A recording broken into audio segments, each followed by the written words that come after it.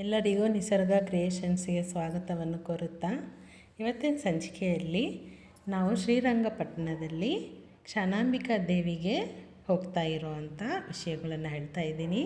5 ವರ್ಷದಿಂದ ನಾವು ಬೇಡಿರೋವಂಥ ಕೋರಿಕೆಯನ್ನು ಈಡೇರಿಸೋಕ್ಕಾಗಲಿಲ್ಲ. ಇವತ್ತು ನಮಗಾಯಿತು. ತಡ ಆಗಿದ್ದು ಒಳ್ಳೆಯದಕ್ಕೆ ಅಂತ ಅನಿಸುತ್ತೆ. ಇವತ್ತು ಅಮ್ಮನವ್ರಿಗೆ ದೀಪಾಲಂಕಾರ ನೋಡಿ ಎಷ್ಟು ಚೆನ್ನಾಗಿದೆ. ತುಲಾ ಸಂಕ್ರಮಣದ ದಿನವೇ ನಮಗೂ ಅಭಿಷೇಕದ ಫಲ ನಮಗೆ ದೊರೆಯಿತು.